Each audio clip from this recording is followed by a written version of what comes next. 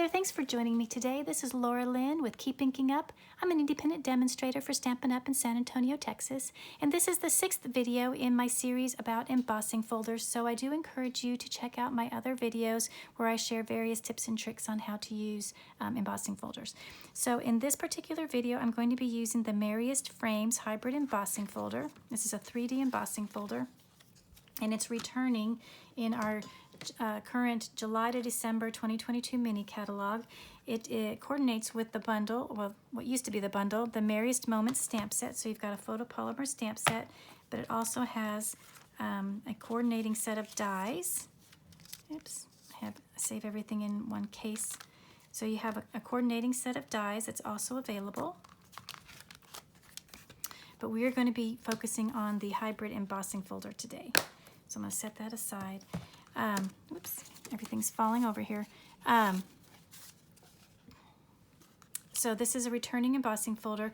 Now what I've mentioned in previous videos is whenever you're going to be doing both die cutting and embossing, it's important to do the die cutting first, because if you do the embossing first and then run it through your machine to do the die cutting, you run the risk of flattening the embossing that you just did. So what I've done is I've already, to save time, I've already cut out using the coordinating die one of the dies that coordinates with this hybrid embossing folder.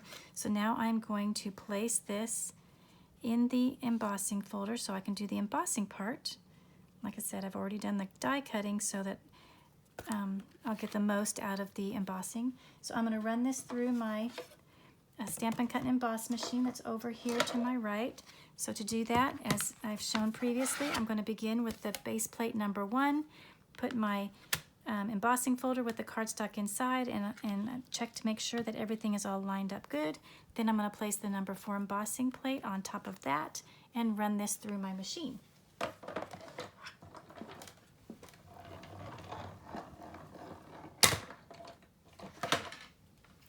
Okay, so now I'm going to take this out, and I have this, now my die cut piece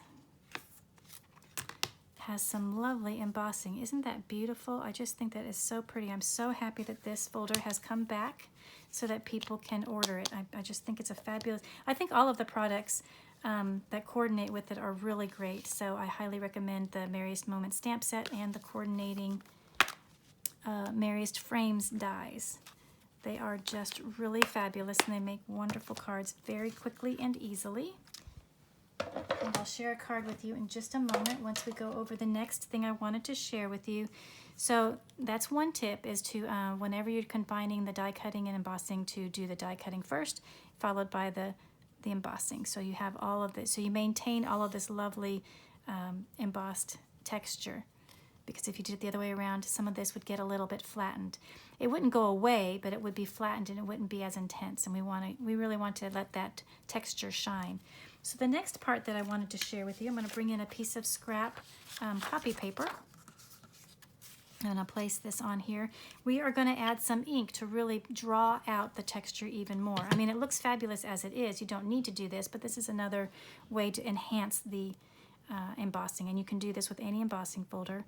So what I'm going to do is, if I can open my ink pad, there we go. This is my Whisper White ink, which is a really sticky ink, and I'm going to load up a Brayer. Now, we do not sell Brayers anymore, but maybe you already have one in your crafting supplies. This is an oldie but a goodie, and I'm going to, with not a lot of pressure, I'm just going to roll the white ink over the top of the embossed part of this piece of cardstock. Now, it's fine that this is getting ink here because we're going to cover that up with a sentiment. But I'm going to keep adding ink. You can add as much ink as you want to draw out as much as you want, or you can do it real subtle. It's up to you. I just want to make sure that I'm getting all of the areas that I want to pop out. So like I said, you can add as much as you want. I think that looks pretty good. So hopefully you can see how that really kind of helps the embossing pop out. So what I wanted to show you is a card that I made with this same idea. So here it is. You can tell the white ink dries back a little bit. This is more dry. This is still kind of wet. You can kind of see it's a little more subtle here because it kind of dried back. But you can see that I added a sentiment over the middle using another one of the coordinating dies here. This is a stitched rectangle that's part of the dies that coordinates with this embossing folder.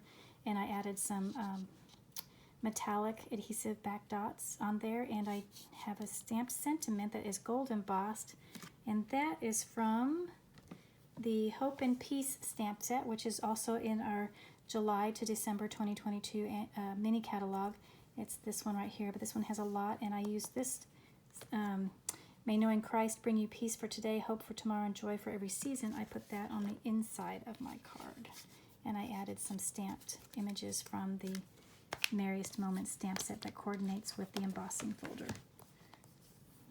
A couple of these stamps right here. So again, here's this beautiful card with the enhanced embossing, adding the ink on there. So that is my card. So that's what I wanted to share with you in this video today about embossing folders, the order of embossing versus die cutting, and then adding ink on there. And you can add ink in a variety of ways. I chose to use a Brayer for this particular instance, but you could use a blending brush. You just want to add a light layer of ink. Some people do direct ink to paper, and you can do that too, but I tend to make a little bit more of a mess when I do that. So this is just the method that I use. So I hope that you learned something new today and enjoy this video. Thank you again so much for watching, and I will see you in the next video. Bye-bye.